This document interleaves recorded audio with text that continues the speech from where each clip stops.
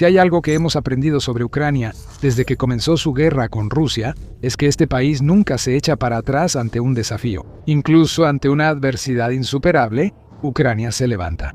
Una y otra vez ha desafiado las expectativas, superado obstáculos que parecían imposibles y hecho lo que muchos creían que no se podía hacer. Y a finales de marzo de 2026, Ucrania lo hizo de nuevo.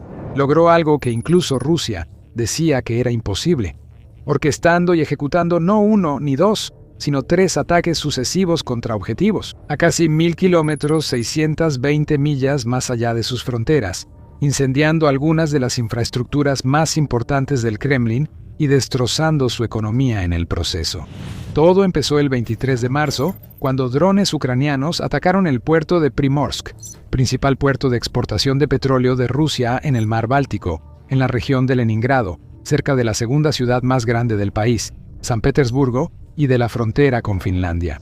Primorsk, centro clave para exportar crudo y productos petroleros rusos, es un atraque popular para la flota fantasma del Kremlin, embarcaciones, petroleros de propiedad privada que transportan de manera sigilosa millones de barriles de petróleo sancionado por todo el mundo, desafiando las regulaciones internacionales y proporcionando a Moscú una fuente de ingresos ilegal, pero significativa. Primorsk también es el punto final del sistema de oleoductos del Báltico, con una capacidad de flujo de alrededor de 1 millón de barriles cada día. También se almacenan aquí enormes cantidades de petróleo en todo momento, con 18 grandes depósitos cada uno, capaz de contener hasta 50.000 toneladas. En resumen, es un lugar enormemente importante para la industria petrolera de Rusia, manejando literalmente decenas de millones de toneladas de crudo y productos petrolíferos cada año.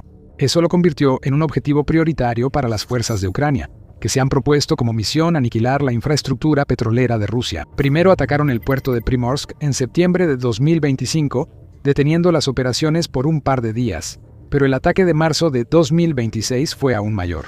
Residentes locales reportaron escuchar explosiones en la zona durante la noche, y el gobernador regional Alexander Drozdenko se vio obligado a confirmar que uno de los tanques de almacenamiento de combustible del puerto había sido dañado e incendiado.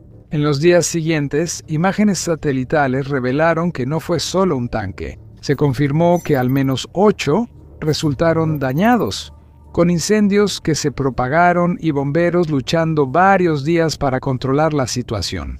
Imágenes y videos compartidos desde el lugar mostraban llamas elevándose al aire y gruesas columnas de humo negro ascendiendo sobre el puerto. La misma noche del ataque, las defensas aéreas rusas supuestamente interceptaron más de 60 drones de ataque ucranianos. Aún así, suficientes lograron evadir las defensas del Kremlin, viajando literalmente cientos de millas fuera de Ucrania y a través del territorio ruso. Eso por sí solo fue un logro increíble. Pero Ucrania no se detuvo ahí. El 25 de marzo, sus operadores de drones realizaron otro ataque exitoso en otro puerto petrolero ruso. Esta vez, su objetivo fue Ust-Luga, situada en la parte noroeste de la región de Leningrado, a cientos de millas de la frontera de Ucrania. Al igual que Primorsk, este es un lugar increíblemente importante para Rusia. Según se informa, el puerto puede procesar alrededor de 700.000 barriles de petróleo cada día. También cuenta con una cantidad significativa de infraestructura de producción, procesando hasta 45.000 millones de metros cúbicos de gas natural y produciendo aproximadamente millones de toneladas de gas natural licuado, GNL, y gas licuado de petróleo, GLP, cada año. En otras palabras, es exactamente el tipo de lugar que Ucrania suele atacar, y las fuerzas de Kiev han golpeado este sitio varias veces, con un gran ataque en enero de 2024 y otro ataque más tarde ese mismo año en agosto. Eso hizo que el ataque de marzo de 2026 fuera el tercer golpe a esta instalación, y fue de gran magnitud. Los residentes locales reportaron haber oído al menos 10 explosiones separadas en toda el área, con equipos de bomberos enviados rápidamente para lidiar con el feroz incendio que arrasaba el lugar. El gobernador Drozdenko tuvo que admitir una vez más que se había llevado a cabo un ataque. Una vez más, intentó minimizar los daños, pero las imágenes y publicaciones en redes sociales revelaron la magnitud total del daño, con enormes incendios y nubes de humo negro llenando el aire en las horas siguientes. Según analistas de inteligencia, 3 petroleros resultaron dañados en el ataque, junto con tanques de almacenamiento de combustible, 3 muelles e instalaciones propiedad y operadas por la empresa energética rusa Novotech. La terminal también fue cerrada y clausurada durante varios días, e incluso cuando comenzó a reanudar operaciones no estaba funcionando ni cerca de su máxima capacidad.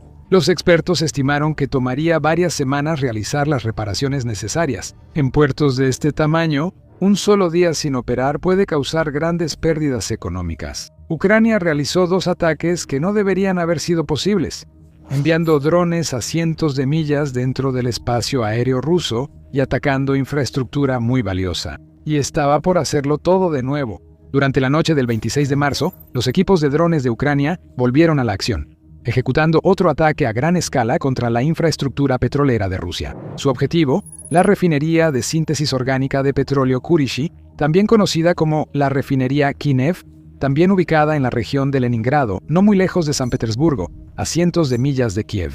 Propiedad de una de las mayores empresas energéticas de Rusia, esta refinería procesa hasta 20 millones de toneladas de petróleo al año, siendo la segunda más grande del país por capacidad. Es una fuente vital no solo de combustible, sino también de varios productos petroquímicos que se utilizan en toda Rusia y se venden a otras naciones, generando los fondos necesarios para financiar el esfuerzo bélico del Kremlin. Según los informes, más de 20 drones ucranianos lograron llegar a la zona y chocaron contra infraestructura crítica en este lugar. De nuevo, el gobernador regional, Drozdenko, no tenía dónde esconderse. Él confirmó que se había llevado a cabo un ataque y que una zona industrial no identificada había sufrido algunos daños, sin dar más detalles. Quizás Drozdenko esperaba que nadie descubriera la verdad. Pronto las redes sociales se llenaron de reportes de testigos que informaban incendios intensos y densas nubes de humo sobre el lugar, indicando que los tanques de combustible probablemente ardían. Las imágenes satelitales de la refinería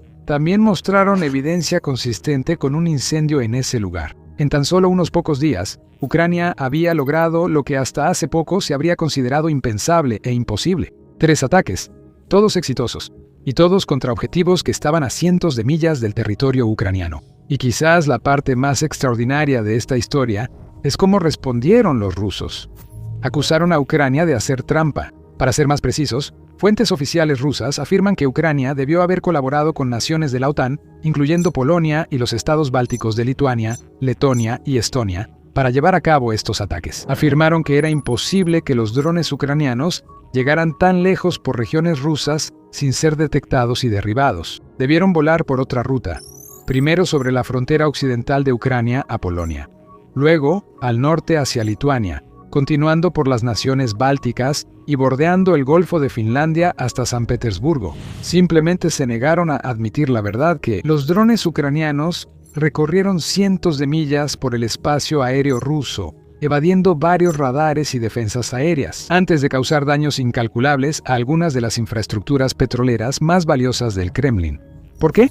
Porque les da vergüenza. Rusia ha vivido mucho tiempo creyendo ser una de las fuerzas militares más poderosas, con sistemas de defensa aérea de los mejores del mundo, que su territorio es impenetrable y su infraestructura está tan bien protegida que haría falta un verdadero milagro para acercarse, y mucho menos dañarla o destruirla. Ucrania ha destrozado ese mito, con sus continuos ataques a la infraestructura rusa y un número cada vez mayor de ataques de precisión exitosos en lo profundo del territorio del Kremlin, está desmantelando la propaganda rusa, socavando la idea de que las fuerzas de Moscú son tan fuertes y superiores. Sobre los ataques con drones en la región de Leningrado, las afirmaciones del Kremlin no engañan, ya que existen pruebas claras del recorrido exacto de esos drones. Pero antes de llegar a eso, si este es el tipo de análisis que quieres ver más seguido, asegúrate de suscribirte a The Military Show. Lo desglosamos así cada semana. Así que, poco después de los ataques a las distintas refinerías de petróleo y puertos de exportación cerca de San Petersburgo, fuentes rusas compartieron imágenes que supuestamente mostraban las rutas que los drones ucranianos debieron haber tomado para atacarlos. Estas imágenes se compartieron ampliamente y luego fueron completamente desacreditadas por el analista de inteligencia de fuentes abiertas Drone Bomber en X. En una publicación del 26 de marzo, Drone Bomber señaló que no había manera de que los drones ucranianos pudieran haber viajado a través del espacio aéreo de la OTAN para llevar a cabo estos ataques, y luego señaló la gran cantidad de pruebas que existen para refutar esta teoría. Señalaron, por ejemplo, que cada vez que se detectan drones ucranianos en un territorio ruso, casi siempre se emiten alertas aéreas en las regiones vecinas. En esas mismas noches, a finales de marzo, se emitieron alertas aéreas en todas las regiones situadas entre Ucrania y la región de Leningrado. Los mapas de la zona muestran claramente cómo las alertas aparecen en una región tras otra. indicando el camino exacto que debieron tomar los drones a través de lugares como Briansk, Smolensk y más allá, hasta los puertos de Primorsk y Ust-Luga, así como la refinería de Kínev. Drone Bomber agregó que en cada una de las 3 fechas, el 23, 25 y 26 de marzo, fuentes oficiales rusas, incluido el Ministerio de Defensa del país, informaron haber derribado decenas de drones ucranianos. Por ejemplo, el 23 de marzo, el gobernador Drozdenko informó que se derribaron más de 50 drones. El 25 de marzo, aparentemente las defensas aéreas rusas derribaron 33 drones más. Luego, el 26 de marzo, cuando la planta de Kínev fue atacada, fuentes rusas dicen que se derribaron 21 drones más. Aunque Drone Bomber señala que existe la posibilidad de que algunos de los drones hayan pasado por el borde occidental de Bielorrusia y no exclusivamente por las regiones de Rusia, la evidencia pinta un panorama muy claro. Uno que es casi imposible que Rusia niegue. La situación es graciosa, alertas en todo el país, defensa aérea al máximo, cientos derribados, pero supuestamente los drones nunca sobrevolaron Rusia. Saquen sus conclusiones, amigos, la lógica nunca ha sido el fuerte de la propaganda rusa. Y Drone Bomber no fue el único que respondió al desesperado intento de Rusia por recuperar algo de credibilidad tras estos ataques devastadores. Moscú también había intentado desviar la culpa hacia las naciones de la OTAN, argumentando que los estados bálticos estaban permitiendo que su territorio y espacio aéreo fueran utilizados por Ucrania para ataques contra la infraestructura rusa. El Ministerio de Defensa de Letonia respondió con un comunicado claro para contrarrestar las mentiras del Kremlin, declarando, sin dudas, Letonia, así como Lituania y Estonia, no están involucradas en la planificación ni en la implementación del contraataque de Ucrania contra Rusia, enfatiza el ministerio. Con tales declaraciones, Rusia está demostrando su debilidad e intentando desviar la atención del hecho de que no puede defenderse de los exitosos contraataques ucranianos contra la infraestructura rusa en la costa del Mar Báltico. El Ministerio de Defensa de Letonia volvió a acusar a Rusia de lanzar otra campaña de desinformación contra los estados bálticos para desacreditar a la OTAN, dividir a la sociedad, socavar la confianza en las instituciones del Estado y debilitar el apoyo a Ucrania. Ahora, hay varias conclusiones que podemos sacar de esta intrigante serie de eventos. Primero, desde la perspectiva ucraniana, esto es un gran éxito. Es otro ejemplo de cómo las fuerzas de Kiev superan obstáculos que parecían imposibles y logran lo que muchos creían imposible. Pero esa, en muchos sentidos, ha sido la historia de esta guerra desde que comenzó. Desde el principio, era evidente que Ucrania era la parte en desventaja, superado por Rusia en cada aspecto que importaba. No tenía ni de cerca el mismo nivel de experiencia militar o gasto, ni tampoco el enorme ejército y la gran cantidad de tanques, aviones y otro equipo militar que su oponente tenía a su disposición. Las probabilidades estaban tan en contra de Ucrania que incluso analistas militares optimistas temían que Kiev cayera en semanas y muchos creían que las defensas ucranianas colapsarían ante la maquinaria de guerra rusa. Como sabemos, eso no ocurrió. En vez de rendirse, las fuerzas de Ucrania se alzaron para enfrentar el desafío que parecía imposible. Se atrincheraron, defendieron su tierra y comenzaron a contraatacar, logrando una victoria increíble tras otra. Demostraron repetidamente que sus detractores estaban equivocados. Lograron lo imposible y enfrentaron a su enemigo. A pesar de ser una nación mucho más pequeña que Rusia, con solo una fracción de sus recursos, Ucrania ha demostrado ser más que un rival para su oponente. Y solo se fortalece mientras la guerra sigue. Podemos ver eso en eventos como este, donde Ucrania no solo está defendiendo su propio territorio a lo largo de las líneas del frente en regiones como Lugansk y Kharkov, sino que también está orquestando ataques destructivos increíblemente impactantes en suelo ruso. Comenzó con solo unos pocos ataques aquí y allá, pero Ucrania pronto redobló la ofensiva, llevando a cabo cada vez más ataques en 2025 y luego en 2026. Ahora puede golpear con dureza a Rusia cada día, haciendo explotar varios objetivos de alto valor como puertos y refinerías de petróleo en la región de Leningrado. No importa cuán protegidos o lejos de Ucrania estén, las fuerzas de Kiev han encontrado y seguirán hallando formas de incendiarlos, dejando a Rusia con crecientes gastos de reparación y una economía más débil. El simple hecho de que los defensores ucranianos hayan podido orquestar 3 ataques separados tan seguidos y hayan tenido niveles impresionantes de éxito en cada uno de ellos es increíblemente alentador. Esto envía un mensaje al Kremlin de que Kiev no está cediendo y que sus ataques solo se volverán más intensos, más destructivos y un problema aún mayor mientras la guerra continúe. De hecho, solo unos días después del ataque a la refinería de Kínev el 30 de marzo, Ucrania volvió a golpear a Rusia, con una serie de explosiones que sacudieron la ciudad de Dolyadi en la región suroeste de Samara. Allí, los residentes reportaron no menos de 5 explosiones en total alrededor de las 5 de la mañana hora local, con densas columnas de humo y varios incendios que, según informes, estallaron en una importante planta química. Esa misma noche, también surgieron informes de un ataque con drones a otra instalación importante, la planta metalúrgica de Alchevsk, en la región ocupada de Luhansk, que antes se utilizaba para la metalurgia civil, pero que Rusia ha reutilizado para la producción militar. Se reportó un gran incendio en el lugar, ya que las defensas aéreas del Kremlin no lograron detener la amenaza. Para Rusia, mientras tanto, los eventos en la región de Leningrado son simplemente más ejemplos vergonzosos de la notable incapacidad del país para defender su propio territorio. Cada uno demuestra que las defensas aéreas del Kremlin, consideradas de las mejores, no pueden enfrentar al ejército de drones ucraniano. No solo las fuerzas rusas están teniendo dificultades para lograr avances en tierra, sufriendo decenas de miles de bajas cada mes a cambio de casi ninguna ventaja territorial, sino que el país también está sufriendo un número creciente de ataques en su propio territorio. Estos ataques importan porque, aunque los incendios se apaguen y la infraestructura se reconstruya, Rusia pierde grandes cantidades de petróleo cada vez que arden sus tanqueros o depósitos de combustible. Todavía tiene que detener o reducir sus operaciones durante días, semanas o meses a la vez, lo que a su vez reduce la cantidad máxima de petróleo y otros productos que puede procesar, almacenar, enviar y vender. En 2025, por ejemplo, el puerto de Primor exportó casi 17 millones de toneladas de productos petroleros. Mientras tanto, Ust-Luga manejó casi 33 millones de toneladas tras el ataque de drones ucranianos. Ambas instalaciones se incendiaron y suspendieron operaciones mientras bomberos y rescatistas intentaban controlar la situación.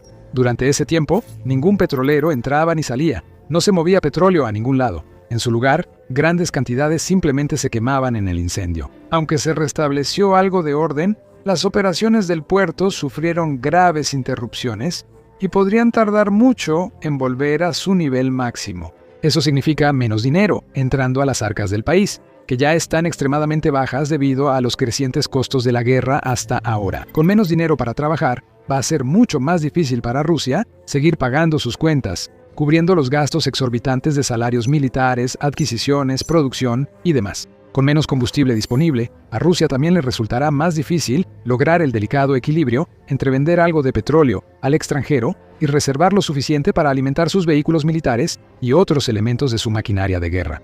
En resumen, la situación se está volviendo cada vez más sombría para Rusia, que es exactamente lo que Ucrania quería. El objetivo principal de los ataques de Kiev a la infraestructura petrolera rusa es torcerle el brazo al Kremlin, hacer que la guerra sea completamente insostenible y no dejarle a Vladimir Putin otra opción más que retirar sus fuerzas y finalmente aceptar un alto al fuego. Y si Ucrania puede mantener esto, la perspectiva de la paz poco a poco, pero con seguridad, dejará de ser un sueño imposible y se convertirá en una posibilidad realista.